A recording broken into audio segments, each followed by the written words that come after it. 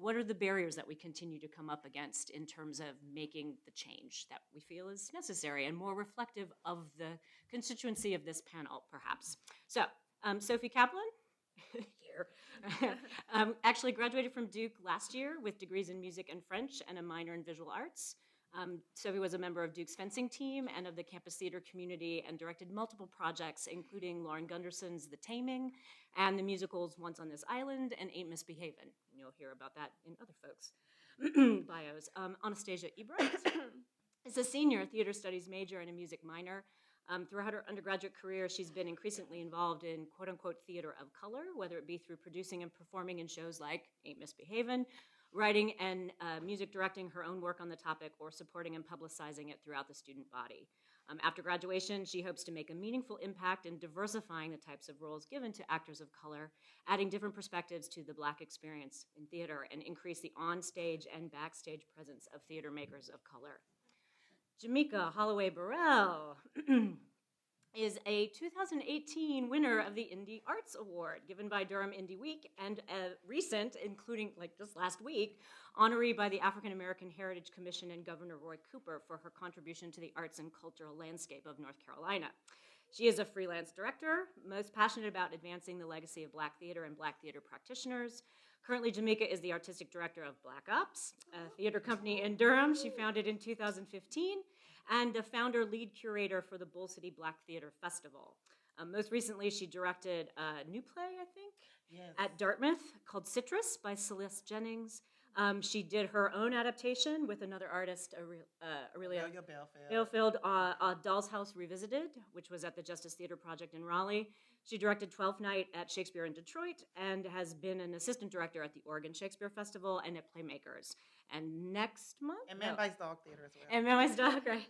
And next production, beyond something she's doing here at Duke, is a production of James and Ms. Imes White for Bulldog Theater Company, right? Okay, Lula. Lula Kawinda is a Trinity senior at Duke University working on a BS in biology and a bachelor's in global health.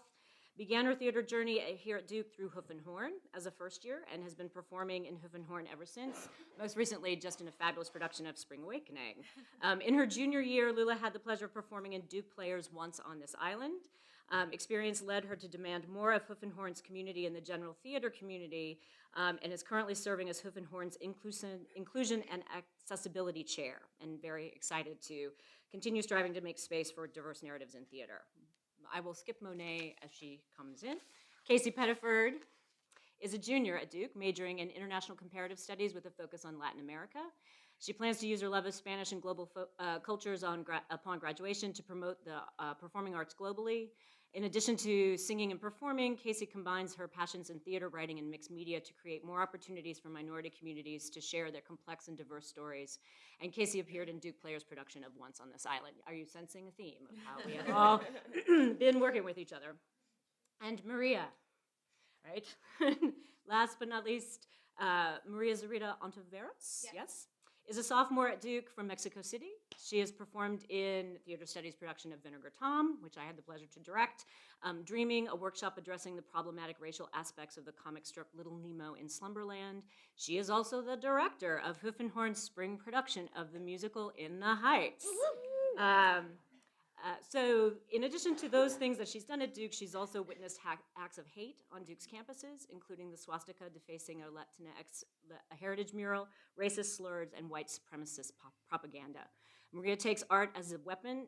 Art is the weapon as her motto, and seeks to address these issues as well as generalized inequity in theater. So maybe Monet! Yes. Who knows how to make an entrance? Yes. Monet is also a 2018 winner of the Indies Art Award given by Durham's Indie Week. She is the director of programs at VAE Raleigh, a creativity incubator. She is also a freelance actor, director, playwright, puppeteer, dancer, and choreographer, and the founding artistic director of Performing Arts Company. Her Buy It, Call It trilogy of performance pieces, which were ran last year, have been critically acclaimed for their immersive approach to exploring the relationship between Black performance and mainstream art spaces, the emotional labor of Black artists, the the importance of Black joy, and the connection between the slave market and the arts market. So that's who we are. So with that and with this big topic hanging over, I thought we'd start, optimist of me, to talk about positive experiences we've had in producing theater on campus in Durham that reflect the values that we've spoken about in the bios and what has made those positive. Let's throw that out there to get started. You take a breath.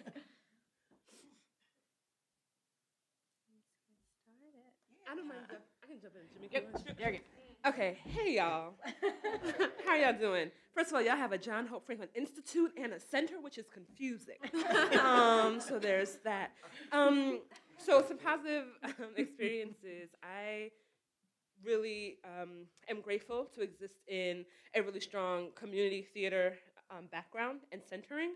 And it is in that I find the most joy and pleasure, because when I create work with folks in the community, I'm not trying to make the next Denzel or the next Angela Bassett. Like, actually, I'm trying to create a new world for folks to exist in and try to give them room to practice and to rehearse relationships. I call that like radical relationships. So any relationships that would not exist without intentional disruption in our community, I consider radical relationships. And we get to practice them in theater and in the arts in ways that we don't get to do anywhere else, because our ability, we're willing to risk, right? It's like, well, it's just a play. We're just making a play. But are we just making a play, or are we practicing a new world, right? So I really enjoy that also, because I believe that when folks are doing that they're not going to leave the creativity that they've like mustered up and like been living in for 2-3 hours. They don't leave that in the room. They take that with them out into the world. So then when they see that issue in their community, they're like, oh, I can do something about that. Like, I'm creative, I'm resourceful, I'm whole, and now I can go out and make better change in my community. So for me, it's like, yes, I want the audience to come and see a thing, and I want it to be good, but really what I want is for us all to exist as more creative citizens. Absolutely. Yeah, and yeah, for me as an artist, so much of it for me is about representation and being able to see bodies that look like yours reflected in the stories that we tell and on stages, which is the reason why I was drawn into the theater. I grew up in Durham, Bull City, and I went to Durham School of the Arts and was afforded an education from some really amazing theater artists, but I was introduced to theater via Shakespeare. And as much as we love Shakespeare, and there's so much that we can do with that work, when we see it, for the most part, there are not a ton of people who look like this panel represented in those shows. And soon after that, I was introduced to Fences by August Wilson. And for the first time, I was able to see a story that reminded me of mine on the stage. So when I started Black Ops Theater Company, I was thinking about representation in the theater. And for someone who really loves this art form and doesn't want to see it antiquated, and I want to see it go on for years and years and years, I'm always thinking of ways that we can keep young people galvanized, the next generation, keep them investigating this art form. So for me, it's about putting bodies on stage that looks like someone in the audience, so that they can have just like all you need is a latch sometimes, something that can hook you, and oftentimes that is just a body that looks like yours. Yeah. Speaking on representation and positive things that have happened in theater at Duke, I was abroad in New York when they were doing Once on This Island on campus, and I happened to be interning with a couple of one theater specifically that focused on theater of color. And I was thinking about how much I wanted to see someone like me on stage, and I was so sad to have missed like what felt like the only opportunity. And then I realized that perhaps it doesn't have to be the only one. Like, why can't we have another? So once I got back to campus, I was set to do a Misbehavin'. I thought I had funding, and as theater happens, my funding was lost. And I was so thankful to have the support of the Theater Studies Department in making a Misbehavin' happen. If you're not familiar with it, is a 5-person all-Black show. And instead of focusing on some of the harder aspects of what it means to be Black, it celebrates the Harlem Renaissance and the positive parts of what it means to celebrate Blackness.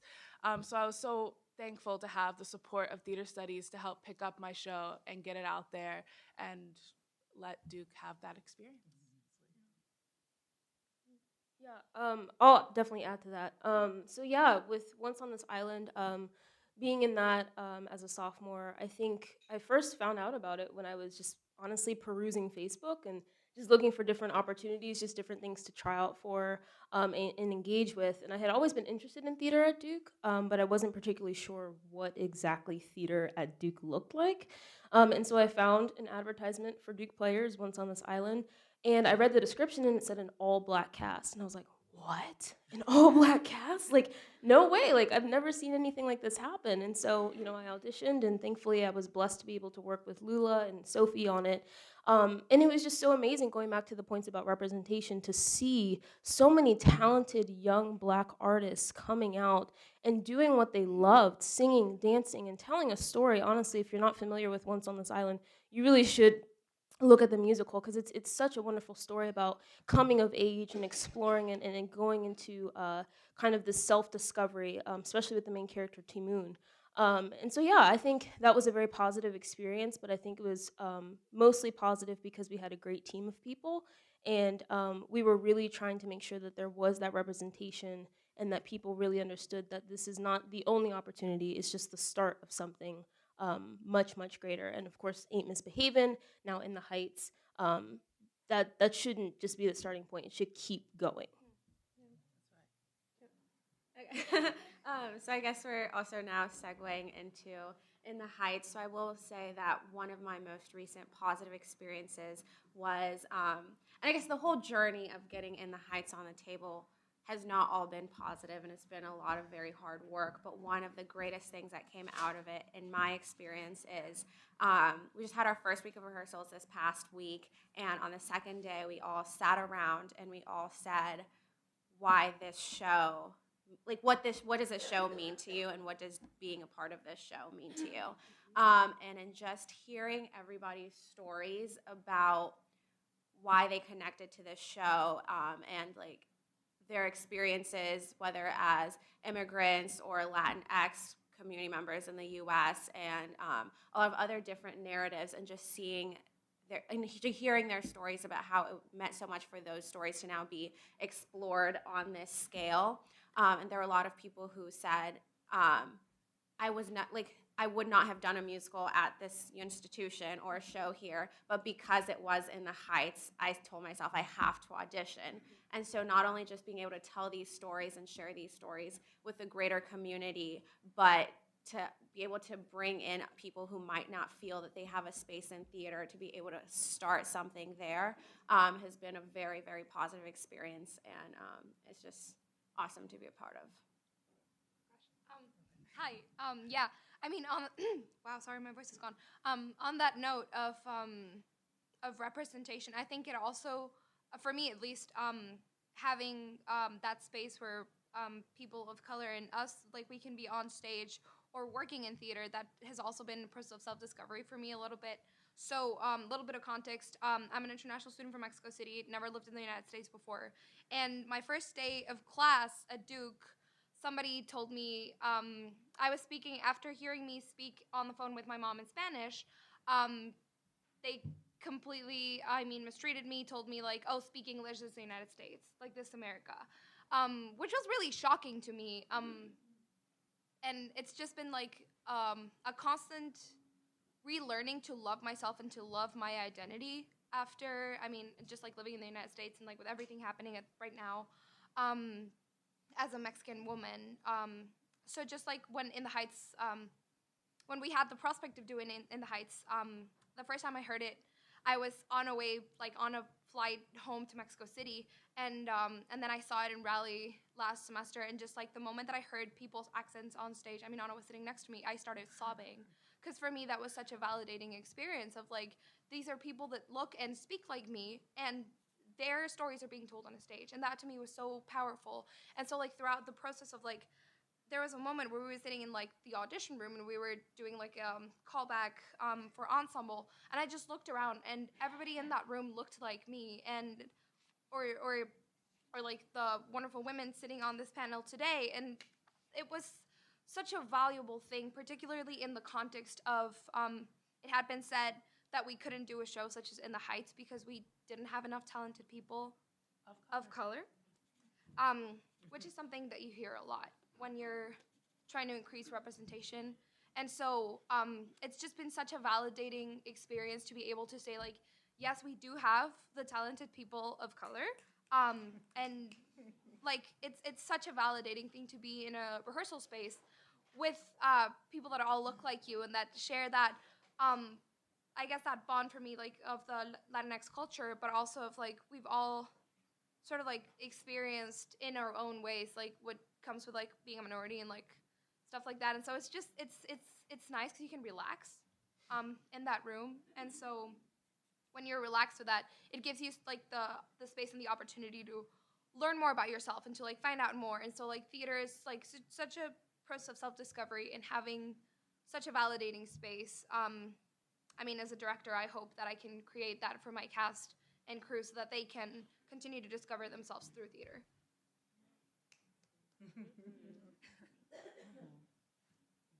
That just brings up some. Oh, I'm sorry. Were you going to say no, something? you should.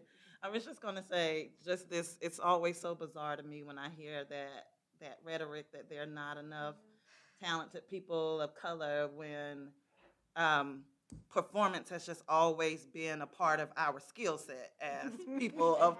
Like, it has had to be, right, for the sake of survival. You know, through like ritual work when it comes to like getting rain or like, you know, tilling the ground. Like performance has always been so intrinsically colorful. So it's just so jarring. But I stand with you and have, you know, and I've heard that so many times, and it's bizarre. It gets more bizarre every time I hear it. Yeah. I would actually think that is more we don't know how to have a space for these people versus that it doesn't exist. Absolutely. I want to challenge that. I don't know if we don't know how. I really think that it's actually, we believe that in order to create more space, we have to have less space. And we're actually not willing to sacrifice space in order for you to have space. There you go. So it's not that I don't know how. We know how to do it because we do it for ourselves. Right. We actually don't want to do it for you. Absolutely. Yeah. Yeah. What Monet said. Yeah. At the same time, it is very interesting because, I mean, I can't speak for Durham and, like, the Triangle, but at least Duke is primarily, like, majorly white university. And so I was working on a workshop with Professor Bend on this wonderful, wonderful piece. And it was like a puppetry. It was puppetry. And one of the characters in the show is Black. And so we didn't have, like, because it was a class and we had people enrolled in the class, none of the students that had enrolled in the class were Black. And so having that conversation of, like, what does it mean to have, like, a white person or, like, I mean, a Mexican person that still doesn't share that experience with Black people to puppeteer Black puppet and stuff like that. So I think it's very important in a university that's so white to also have these spaces and to choose playwrights of color when we're like choosing shows and like really making that effort so that, because I know that, like, I mean, being in the rehearsal space or in the Heights, and like it's back to like what Lula said, people say like I wouldn't have auditioned for this show because I don't feel like this is the space for me to do it. So then I think that like in the larger, I don't know, tiers of power, I don't know, like having little validating things like choosing playwrights of color and stuff like that for the shows that we're doing encourages students to maybe try it out, and maybe like hopefully we wouldn't have that problem where like nobody enrolled in a class that was like it was a class where we didn't have a single Black person. At the same time, like the show itself and having that conversation was like, I mean, I commend Professor Bent because it was really, really productive, and like the fact like that this happened and that we talked about it instead of just like glossing over it. And I mean the show itself, like Professor Ben brought in Howard Kraft, and so it was like, I mean, it never those things that could have been problematic, I feel like having that conversation was helpful, and it was a workshop, so we're just trying things out. But like the thing is, I think that we do need to like make statements as theater makers at Duke, which is like because it's so white, to make sure that people of color feel encouraged to audition and safe to do so, instead of like, oh, this is not my place. I think going back to what you were saying also about how performance is so ingrained in Black bodies and things like that, and I think it, in some spaces, particularly at this institution, it's hard to recognize that because so much of the representation on this campus is white. So that means that talent is white, white is intelligence, white is everything is embodied in whiteness here. So even if you see performance in someone that is not white, you don't equate that with the talent and et cetera that deserves to be on stage. Or if it does, then that's something else that's Black performance, you know? Yeah, absolutely. And so it's not something that, it's not musical theater, you know, and different things like that. So just, there's always a separation there. Absolutely. Yeah. I think part of that is like the choice of repertoire is like a very basic like thing that's I think an issue on this campus. Like when we proposed Once on This Island, not to like keep going back to this one show, but there was a lot of like not really pushback, but people like being concerned, like, oh, like we're never gonna be able to cast this, like there aren't enough people, and I think the question there was like, well, if we don't have this play, like how will we even know in the first place if there are people? In the second place, I think it's like a matter of reaching out to groups and not just like advertising within your own like small like the department right now is like very white. We're only advertising to like the very few students enrolled. Like you're not going to be reaching like people that potentially would be interested and are talented. So I think like that's a very big first step that I think Duke could take. You want to talk about a little bit how you did that in that sense, in terms of like both choosing the show and then also making yourself available in spaces that maybe, I mean, you also were a music major, so there's also this categorization between sort of skill sets and what you do and sort of how you know your people, because Duke is both big and small in that space. But I don't know, in terms of both strategies, but then also what are, if we sort of segue to another question, which is who are the artists that are doing this work of both choosing the pieces, making the space, you know, making collaborative work that you think is successful, and we can think larger than Durham, but we can also, you know, in Duke, we can also think about Duke. Since you've had your hand, I mean, there's a number of you that had those two projects, right? Both Once on This Island and Amos Behaven.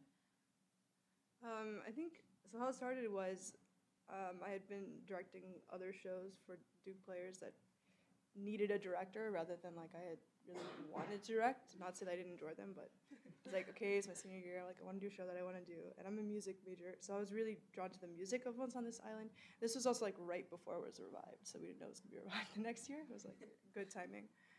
I started really thinking about the music, and then I saw a really bad production of it that was like a mostly white cast and a community theater, and I was like, okay, like, this could be better. Let's but so anyway, I was talking about it with one of my best friends is from Swaziland, and he had just started a Manla, which is Duke's African course. It was like right in its beginning stages. He was like new that very year, and he's also a music major. And so we talked about like having collaboration between those two groups. That was kind of how it started, and then just like sending out auditions, and we did like Facebook. We had we also had a Black like publicity chair who was in a lot of like the Black like groups and like group chats at Duke, which are like a million. So she was advertising like to like every group. The Mary Lou, I think Anna was also like this. The I can't think what you're doing. The person that sends that emails to everyone every week. Oh yeah. Sorry, I can't. That was my job. Yeah. And we were also trying to involve faculty. So we had Dr. Ava Vincent was choreographing for us. Reached out in the community. We found Bashir, who's like a drummer. So it was just kind of a matter of like reaching out, trying to like see like who knows who, like who would be interested in this project, and just I think just trying to like reach not just like theater, which is very small, but also like there are a lot of people in music who are really talented who don't necessarily like come over and like do stuff in theater, and like vice versa. So I think it was just a matter of like making a commitment to have an all-black cast, and then making the effort to like just reach out to people. I would say that because the title of the talk is like Decolonizing the Great White Way, I have very mixed feelings about all black cast of not in this context of like Once on This Island, but like we're gonna do an all black cast of Cat on a Hot Tin Roof, right? I have really strong aversions to that actually.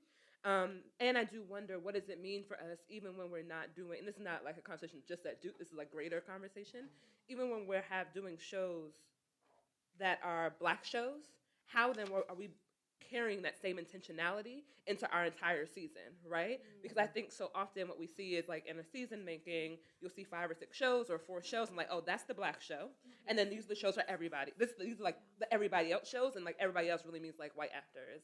And like, how are we actually being really clear about we are going to intentionally choose seasons, cast people, choose staff in a ways that you can't pick out the black show, right? Yeah, because then it is like becomes this scarcity model around like, well, if I don't get cast in that one show, I'm not going to be performing this year. When really we can lean into abundance, and we can be rethinking what we're doing. We can be more imaginative about the plays that we're reading and finding, and we can like bring different people into the room too, so that we're not waiting for that one opportunity. Yeah. I would definitely agree with that. Definitely the idea of like having a black show, then it's almost like thinking about recruitment when you're trying to get people of color, and I'm sure this was within the Heights as well. Like, I think we had talked about it before, like not tokenizing people. Like, we want the Latin person or we want the black person. Like, it's very difficult to try to recruit to people of color on this campus, because when we do choose shows that feature people of color, we kind of have to frame it in the way that like it is a kind of, I don't know, I don't want to say a black show or a Latinx show, but to get people interested, we kind of have to frame it in that way. One thing that I think will help get rid of that framing or kind of mitigate the problematic parts of that framing is really reaching out from the theater studies perspective, and not just individual theater studies students, really reaching out to communities and surveying and asking, how can we serve you? Not how can you be a part of this, but how can we serve you through theater?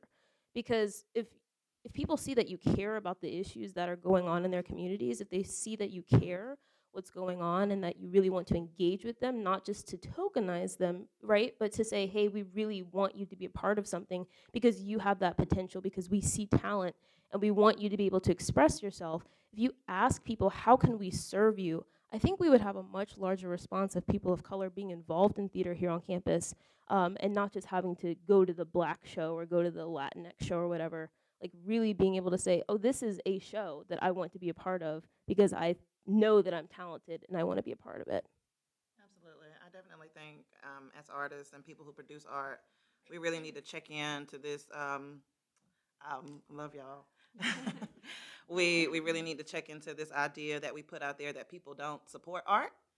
It's actually artists have not gone out of our way to support community. Like, we always expect them to make the first step, them to come to us. They need to be coming to the theater. They need to be coming to us. But in reality, we probably have more resources to get to them than because sometimes like a ride can literally be the one thing that keeps somebody, like not being able to afford a car. It's like the one thing that keeps, like us not making equal investment in community, that same investment that we expect from the community, we don't make that one first. Other folks with, in terms of also thinking bigger than the university and Durham about, or even strategies of making, because it also strikes me too that, especially because you're creating work that are plays, but they're more than plays, right? So the notion of, how to do work that exists, how to find work that exists, right? And to support artists who are making work that is playing with form, which is challenging, right? So there's that, and then doing traditional, like doing some canon that has been overlooked, right? That we've missed because either that's the black unit or the of color or the woman, right? That we're going to study. And then new work, right? Or new ways of making that aren't plays, because maybe a play in terms of conventional structure Mhm. isn't what the experience needs, right? Or that the experience needs something that has frame structures of a play, but is more than that, right? So are there, I mean, in terms of thinking about artists or people to read, I also just think sort of like, this is a good time to, you know, who are the people that you're reading or going to, or in your own work practices that you're using? I'm not looking at you, but I don't want to. Okay. So one, I think that's a fantastic question. Jamaica and I were literally on the phone last week Just like as I was making chicken quesadillas, talking about this because it's what we do. And I think one, so Sankofa, for folks who are not familiar with the term Sankofa, means like go back and fetch it. And for me, I think a lot about Sankofa because in a lot of ways, so recently, like they had a photo of me somewhere, and someone who's in the theater community was like, "Oh, Monet's the renegade." I'm like, "The renegade? That's a strong word." And I was like, but what I realized that we're saying is that like that play of structure and form of what theater is. But really, what I want to say about it is that I'm not a new creature. That like I'm not doing anything that no one before me has done. Actually, a lot of the things that I am most like interested in and like want to invest in are really old ways of making. They are like dinners. They are like deep sitting. They are like I'm just going to tell you the truth about my body and my experience right now. Like, and that is very old, actually. I'm actually a grandma, like living in my body. That's the truth of my life. I just want to bake bread and ask you about yourself. That's all I want to do. But because of that, it's really hard for me, not hard, it's challenging. It's an interesting challenge for me to find the right spaces, the right funding, the right mechanisms to support my work. Because I'm like, it's a play, but it's not a play. It's a dinner, but we're not just going to eat food. It's and often in that space, it can be difficult to like, now cut me a check. I'm going to feed 1,000, I'm going to feed 100 people. Something's going to happen when we get together. Do you trust me? Thanks. You know, it's really difficult to talk about that within capitalism too, right? So to answer your question, some of the folks I look to are like Ebony Noel Golden, who's in New York. She has this piece called 125th and Freedom, where she has these like Afrofuturistic mover dancers that are following Harriet Tubman through the streets of Harlem, and you like walk through and they're like dancing and moving and their faces are painted, and it's like there's movement series, they bring in other people, they're talking to people as they go through, and it's also about this reclamation of what Harlem was as Harlem is changing, right? And like that piece is just like, so it calls to me in a very particular way, one, because I'm from New York, but also because what happens to theater when we take it out of the house? Like, in the same way, like the church is not the building, it's the people, right? So the theater is not the building, it's the people. So what happens when we free ourselves from proscenium and from the seats and from the lights and things, and we're like, we're going to walk down the street, we're going to make things, we're going to talk to people along the way, and we're going to call that theater? Like, what does it do to our communities? Going back to what Jamaica was saying. So I think, and at the same time, I'm still a theater kid that like wants to learn some lines sometimes and have a director tell me what to do, which is why I'm in Jamaica's play White at the end in a couple of months, right? Because I want that experience for myself. And I also truly believe in the power of art and theater, and I don't want my people to miss it because they think that they need to sit down and have a clap hand party at the end.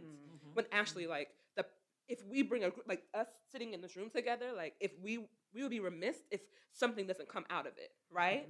If we left and all we did was like eat the food from outside and like clap and like, we heard people talk, then we missed this moment, right? And I feel the same way about theater. If I bring you into the room and you don't leave with something, if you don't leave like, ooh, like I got that nugget, I met that person, like I met myself in a new way, then like I didn't do my job and we missed the opportunity to make our community stronger and better and more cohesive.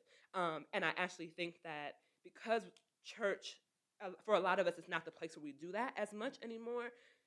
Like our theaters are becoming even more essential as civic commons. So, yeah. All of that, yes. Yes. I don't want to take up any space. No, go. Yeah, but just absolutely agree with that, and have recently been trying to, because again, I came from the School of the Arts. It was very rigid. It was like check off, and it was just like very. We worked the canon, we worked the Anglo canon, and so I'm always trying to challenge myself to also reimagine the ways that I understand what a theater performance is. And growing up, when I was in church, like I was not able to appreciate it the way that I understand it now. It was definitely the first time that I was put in a place where I was like investigating this text. Like this book is put in front of you, and like you this need to understand it, to connect with the people around you was there. And just like the colorfulness, like we at my church, like we grew up, like there were dancers and flags and colors. And so I really didn't understand that was that was the impetus for this lust that I've had for art and performance.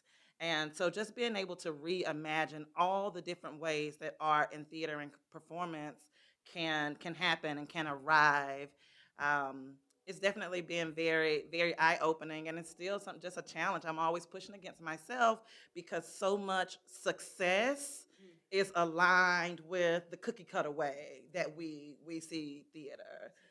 Like because we know that people are funding Shakespeare theaters, like because they still around. Like we know that's happening, and then like theaters like the New Federal Theater that produce folks like Denzel Washington and Viola Davis can barely keep their doors open.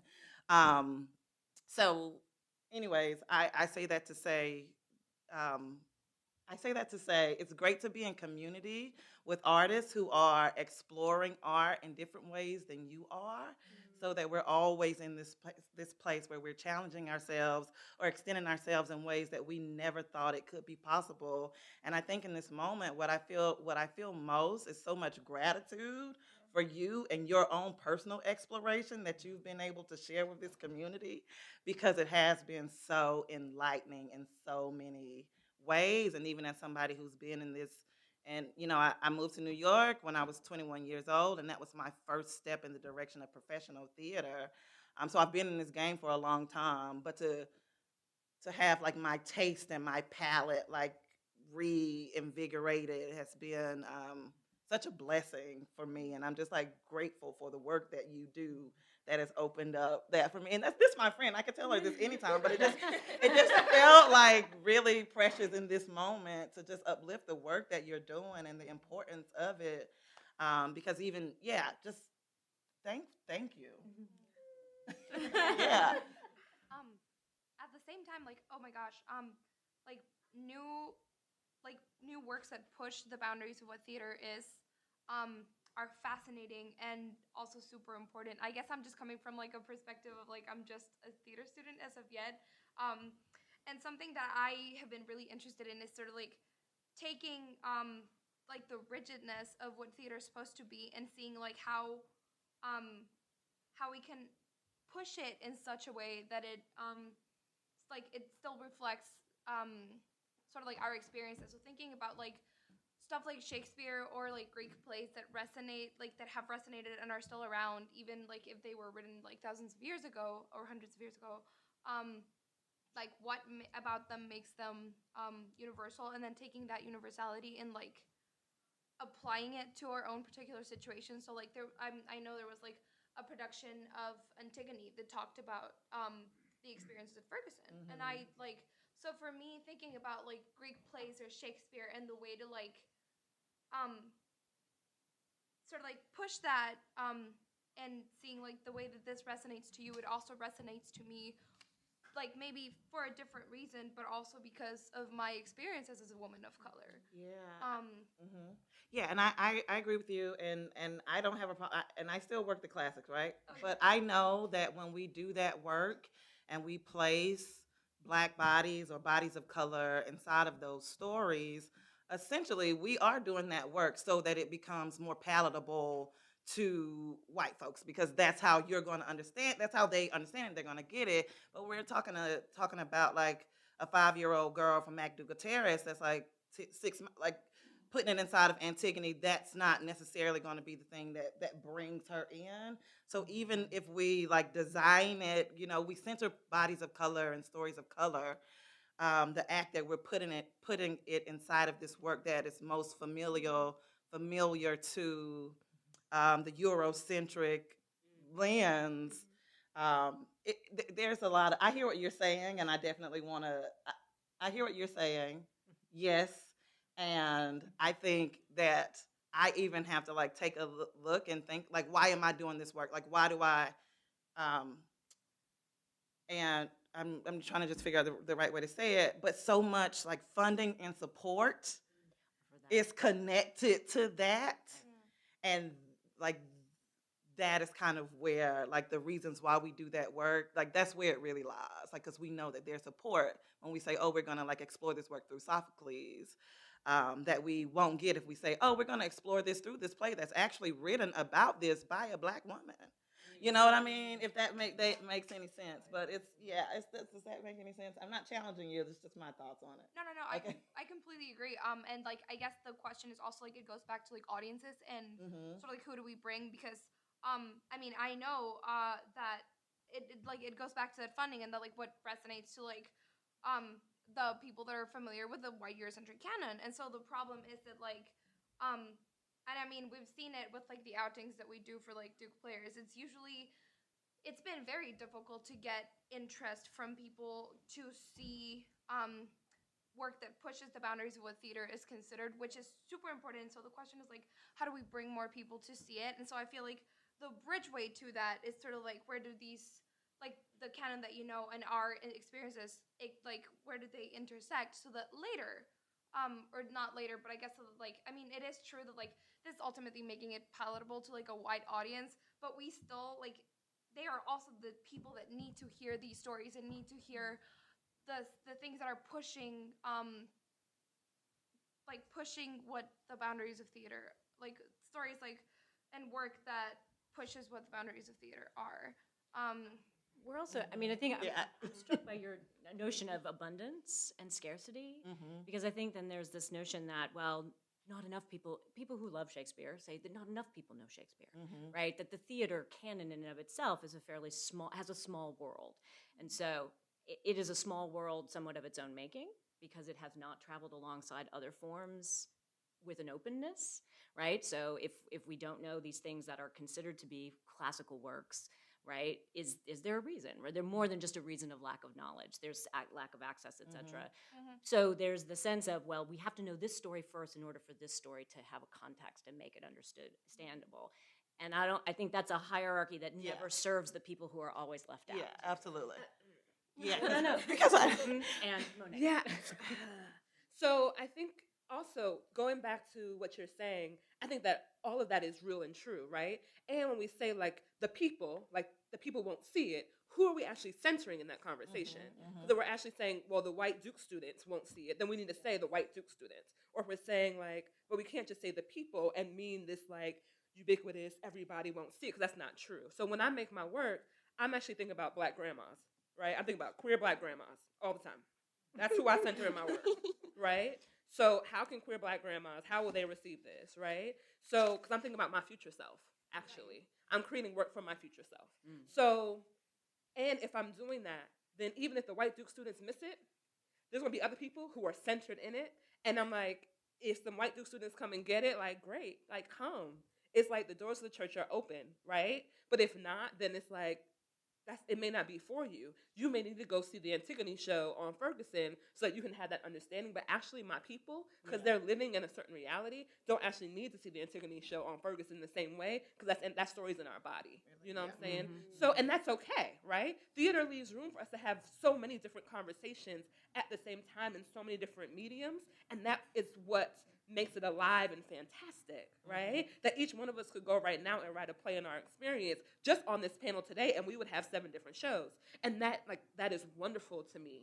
And I also know that like when Monet Noel Marshall, am creating, my definition of my people are centering certain communities, and then like it spreads outwards from there, right? My definition of my people, I want that to continue to move and grow and shift, and I want to challenge myself to reconsider who my people are. And I still know that at the end of the day, I want Allie, Jamaica's little girl, to be centered in that. I want some queer Black grandmas to be centered. I want to center my present self. I want to center queer and trans folks. Like, I want them to just be loved in that, right? and that's okay. Like that's how I'm defining my people. And if we as theater makers are all being very clear about our desires and what brings us pleasure, right? If we're working from a place of joy, like who am I so joyful to be in conversation with and to make art with and to make art for, then like that opens us up to so many different opportunities on what we can make, right?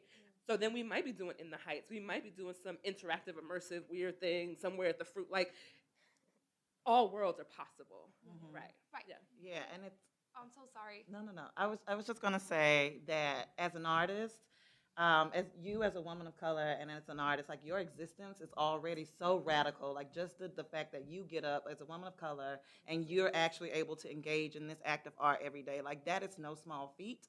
And what I don't want for you as a young woman is to have to carry the emotional labor, right, or responsibility of making sure your work is or these stories are validated for white audiences because they need to hear it. Because actually, if they want to hear it, they gonna come, and you don't have to do that work, and you don't want to. And I'm telling you, you'll feel it in your body when you're 30 years old, like me, just like holding the responsibility of that. And yeah, I think this is good conversation for now. Right. No, what I like I was not intending to say at all that there's more value in catering to white audiences at all. No, I don't think you at were. all. I think that like exactly like Monet, like you said, it's about having different like there's so much theater going on at once that I don't like. Why can't we have both sort of situation? I agree, and I very much don't aim and don't want to do that emotional labor. I'm just thinking of like in a way of like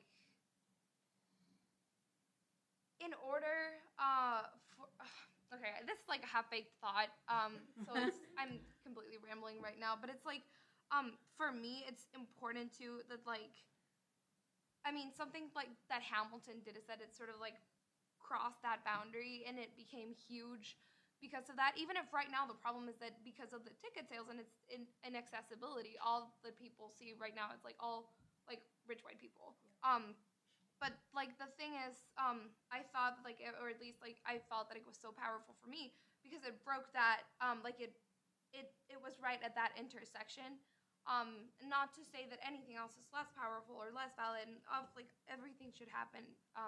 And we have the spaces so that like things happen at once. I'm just trying to say that like as far as bringing it like it goes back to what we were talking about of like how do you know that this is not going to be the black show. I think that in order to like fully God, integrate is a really racially charged word. I'm just translating from Spanish in my head right now.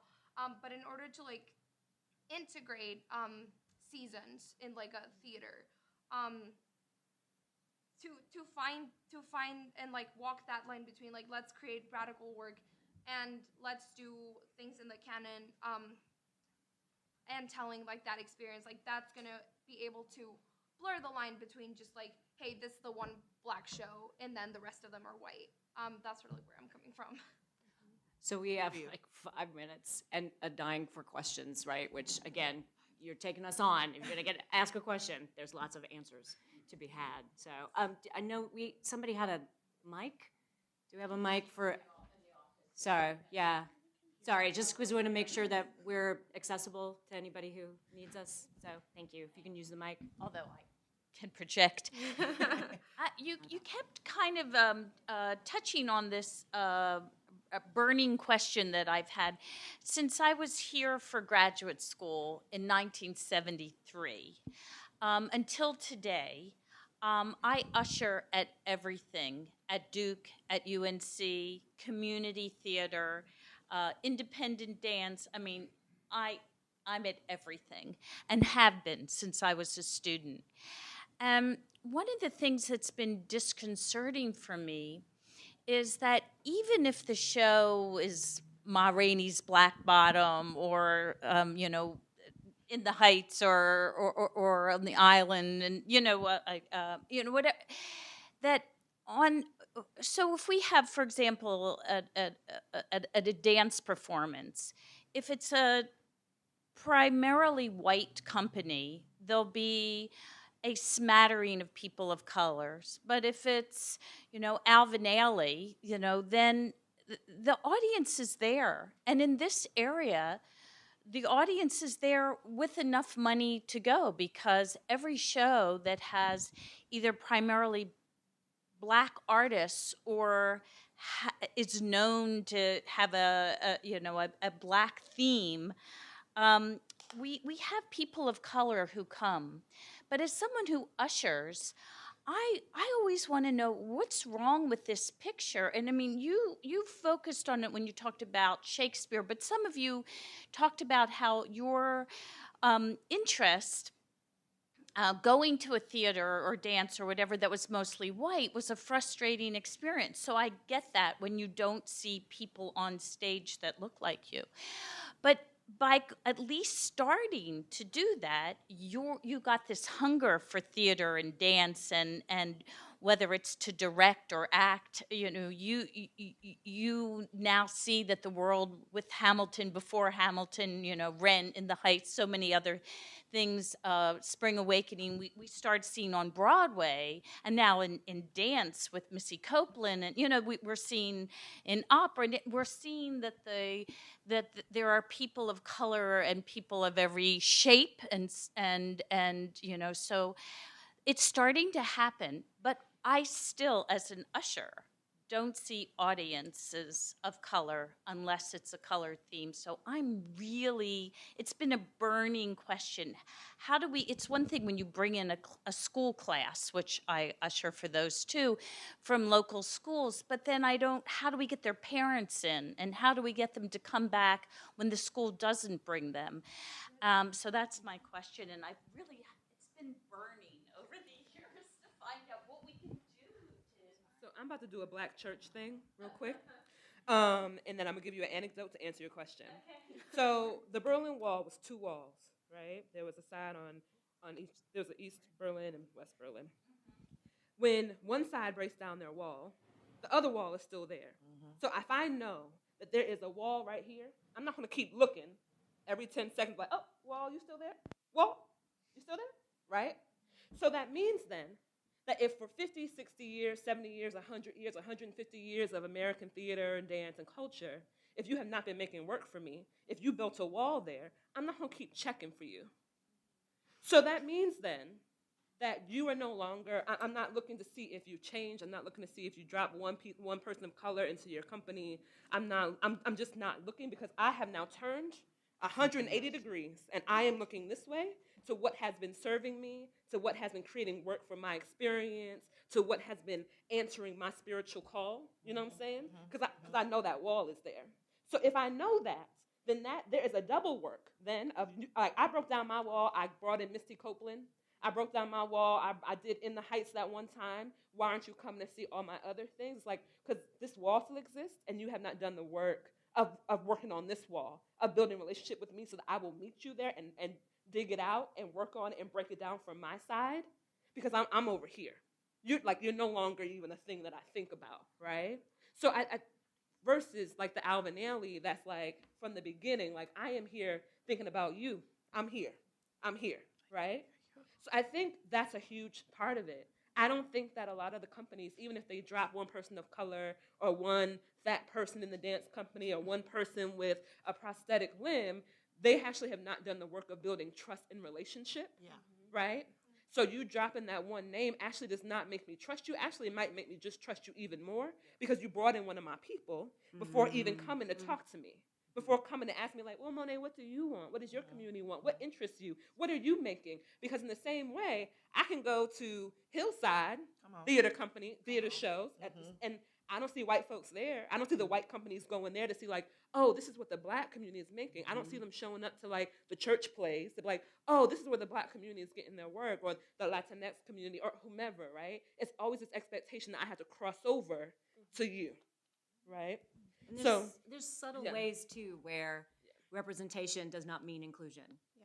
It means appearance. Absolutely. And if you don't have practices within this, I'm working with this in terms of gender binary and trans folks. And again, it's been hard for me too, because work has been female identified, and I have focused on that and not gender queer, even though I am a queer woman. But those are things that I know those are my blind spots. But then when I also ask and I invite other people to come and say this is a welcoming space, and I can't guarantee it is a welcoming space for them, for whatever it is, even things I cannot control individually, that is still my responsibility, because I have said to someone, I want to be your collaborator, come with me.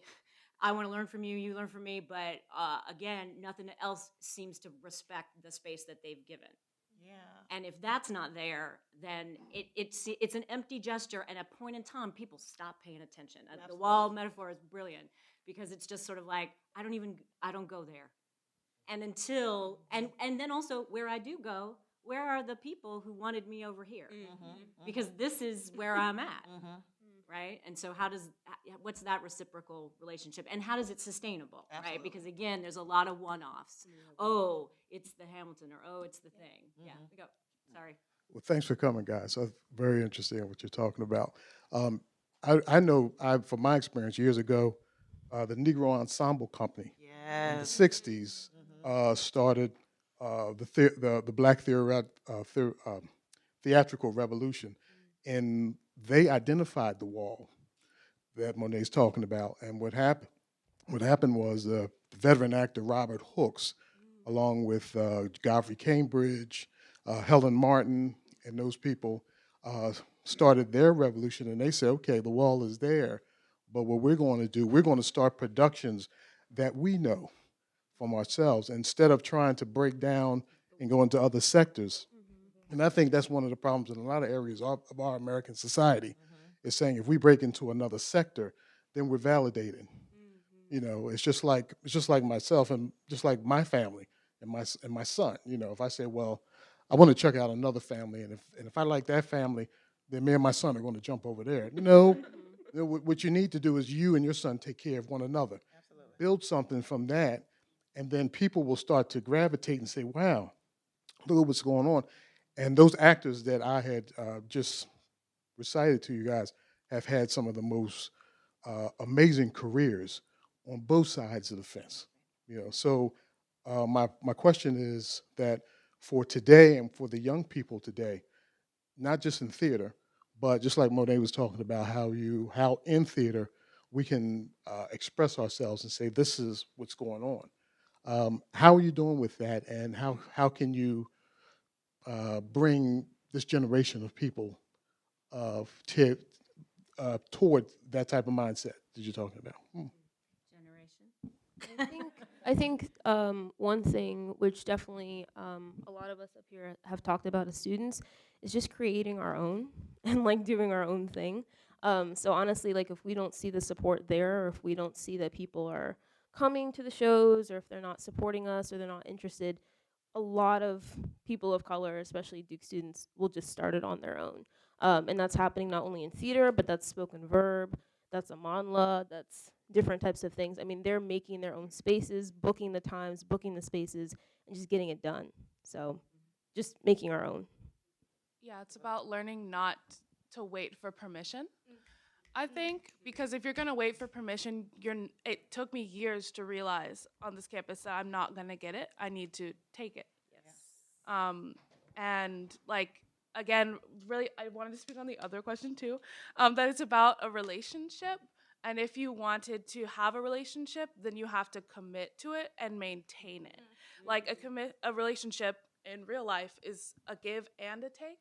So if you're only going to give or just take, then the other person is not going to stay in that relationship. Yeah. So I was really struck by the comments about,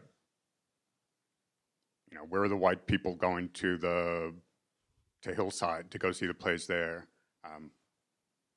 And I'm remembering back, the only real collaboration of the black art world of Durham and the white art world of Durham that I can recall in recent memory was a collaboration between the North Carolina Central University Art Museum, CDS, Center for Documentary Studies, and the Nasher.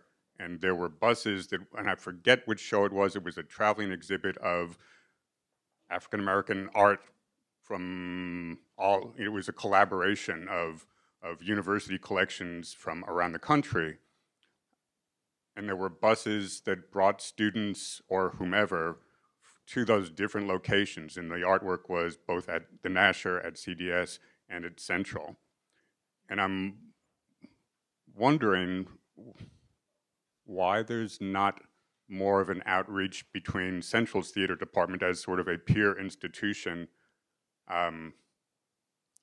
around here in terms of universities, and what we could do to have that kind of collaboration. I mean, we've not talked about money, Right. Capitalism is a hell of a drug. and we've not Yeah. talked about access. Oh yeah, Or leadership. Ooh, We have not ooh. talked about leadership. Or the ability, right? So, I mean, I think that, for the longest time, I used to keep a season calendar across all campuses. And I really wanted to make sure that, too, Duke students knew, not just because we have interinstitutional agreements with all universities, including NC Central. And there was one student. It was so, not that there wasn't work being done, but the people doing it were scrambling from place to place, work to work. They didn't have time to let me know what was happening on their stuff. So I certainly tried to make the effort to know what that was, but it's also to say, why don't I know what's going on with you, then puts the onus on you to sort of make that visible to me. So I certainly sort of tried to make benefit of that, but I sort of have this sense too that it's got to be for more than just one thing, and it has to be more intentionally sort of created in terms of this is a longer partnership. And whatever that partnership is, I want to know, do you want it? I know I need it. We need it at Duke, but that doesn't mean Central needs it from us. And so I also think that conversation, if it were to get going, could be animated by sort of dropping the hint to the right person who might have, a need for a conversation. But their work and their space should be theirs for their needs and their community. And then they can say, who do we want to invite? Or what does Duke do that might be involved in this that would be cool, right? Instead of needed for funding or needed for visibility or whatever that is, because it seems that that's such a consumption-based relationship. And in any regard, we have the funds, but that shouldn't mean that we dictate, come here, be for us this space. Because that needs but there needs to be there needs to be conversation happening. Sure. Well, And I don't see that happening. I think that conversation needs to come with a check. Yeah, it needs to come with a check, definitely. Like, I think if we just keep it real plainly, I think because of the resources that Central, if you look at resources like of Central's theater department and Duke's theater department and UNC's theater department, there are gross discrepancies, right? So that means then that I can't actually come to the table, that my time is more expensive to come to the table with you because I actually have to do all of these other things in a ways that the conversation for other folks might feel a little more gracious because they can afford to have that time. So I think unless we can come to the table and be like, look, this is what we have. And not even if it's not just a check, like here we have space, we have costumes, we have set, we have a person who can come over, like what else resources, like what do y'all need to either to come into this partnership and then, because if not, then we can't move from a place of real equality in a conversation because I don't have what you have, right? So then if we're thinking about capitalism, and if this conversation is about decolonization, then we need to talk about capital and money, right? So I think that's also a huge part of that. And I'd also say that it's, again, about the relationship. Ain't Misbehavin' was never going to happen if I hadn't been able to work with the people over at NC Central. It's because instead of just emailing them, it was kind of hard to get a hold of them. I went to their campus. I met and built relationships with the entire music department. And because I took the time to go over there a couple different times to stay in contact, I actually found someone local that I could afford who could play stride piano, which is really impossible. It was because I dedicated to that relationship. At the same time, I was hoping to have some type of interaction with Hillside. I met with the people, I happened to run into Wendell Tabb on campus, who's in charge of that program. We had a great conversation. We built a relationship. He helped me, but he helped me when I had also taken the time to get to know about his department.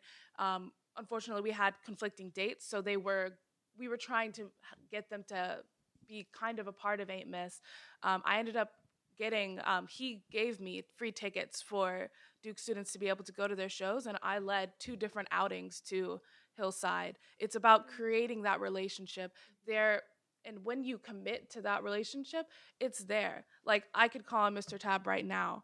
I feel like I could go back over to NC Central right now. It's about because I've taken that time and I've maintained it instead of just dropping it. Yeah. Sorry, go. No, definitely. And I was just also, that just makes me so happy that you made that type of investment. That makes me really happy. And I was really struck by what you said when you used the word peers. And obviously, I know that, like, on the outside, on the surface, it looks that way. Put an asterisk next to Yeah. Them as a peer, yeah. And then that was the statement that I was going to make.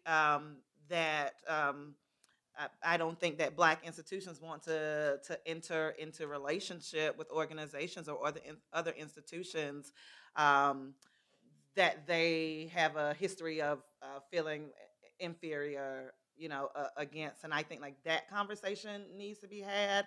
I've been told on many occasions or through many applicant processes that my degree from North Carolina Central University did not hold as much weight as that of a person who's graduated from a Duke or a Dartmouth or a UNC. And so I think, like, this a huge conversation needs to happen on, like, the lack of value that institutions like Duke University have in regard to historically Black institutions. Yeah, I was gonna. Oh, sorry. Just real quick.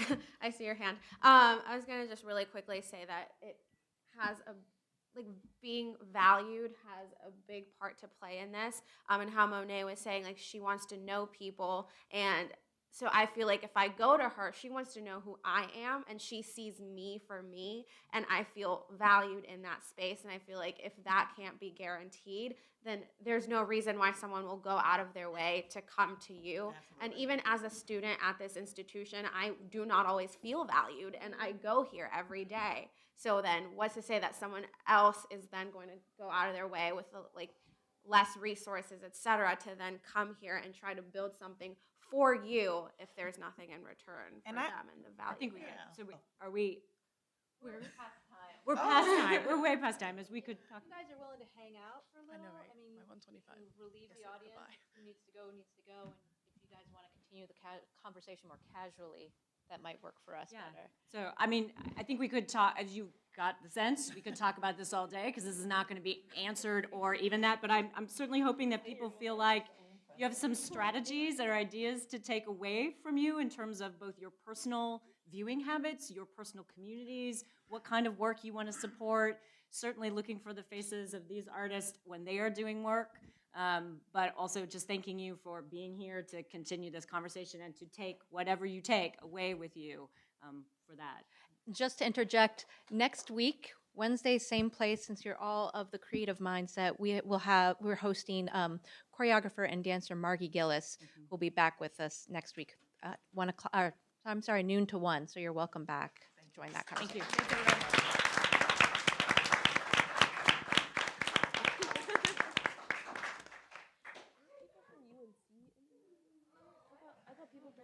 Thank y'all. Thanks so much. Oh, It didn't go well. it didn't go well. Like they did. Yeah, so nice to meet you, Tamika. So many people have told me that I need to meet you. Okay. And Allison, this is my world. I'm trying to think who, but they're like, you know, and Allison. I'm like, Okay. Same web address. But I mean, it's. So when did you go to? It's well, yes. 2006 to 2011. All Fifth kinds of things. Yeah, it wasn't Randy was gone. Yeah. So I think. Okay, have a good night. Yeah, but before he passed during my tenure. And that was. Thank you, Dr. Linda Northwick, Johnny Allen, Karen, Hi, how are you? I'll look into it. Thank you. One terrible thing about it, from the money point Yeah. Oh, yeah. development officers don't have a budget to take somebody to lunch. No, absolutely So not. that's the way that shit works. So you can't take Like to Canon or like? To to a our, lunch yeah. somewhere and wine and dine. So the conversations are automatically Yes, limited. yeah, for because- sure. So I'll definitely bring Yeah. this. I'd like to invite you to sit down and have coffee or drink with you. Yeah. Yeah, I'm in Durham. Definitely do that. Thanks for coming. Thanks for braving the sea too for this. So I run. I'm a freelance director, so I'm They're not exposed. Yeah. Not exposed because but they may also have I lack run of Black Ops Theater Company, which is short for Black Opportunity. there are We just represented the Durham City Black Theater Festival last year, and right now I'm on the path of trying to stay under that and now you can see and bring it back in. a lot of us people of color at Duke. Okay, yeah, I will write you. I will, please let me hug you. Please, I will write you. I love to have coffee. So And then she like talked about that. And I was like, how do you okay, and Yeah, you get the question even. Yeah, it's good. Yeah. Oh look, this person brought this over, and it's just like I guess like a conference of different things relating to the Black community, and it's like a whole like amazing. Yeah. This is literally only between the hours of 2:30 to 7:30 on one day. when I watch How many things there are? I know. So this, I mean, like, I wish, I do. I think an Wish important like we knew part more about that needs to change is theater education. I'll actually ask Yes. you about this. Learning that there are Black people and not just one Happening Black this year. If we can learn that more than just one Black man, Lynn Nottage, one Black person, if we can learn that we're there, then there would also be an interest whether we'd actually want to be there or not. And I would say it's the responsibility of the institution to do that because it prides itself on diversity. But if it's not, but if it's not educating people on that, and if it's not working with the theater studies department and other arts departments to provide additional canon and additional shows and different things, it doesn't matter what people were exposed to beforehand. Because I didn't really have a musical theater background like at all when I did Recruitment Island. But knowing that there was an Like the opportunity support goes there both ways. and to have the ability to work with the artists expect you to show up for your thing. so I think it is the responsibility of the institution. And yeah, it's definitely about theater I education. take it from an audience. Yeah. It's like, No, you're awesome. I'm Casey, by the way. What's your name?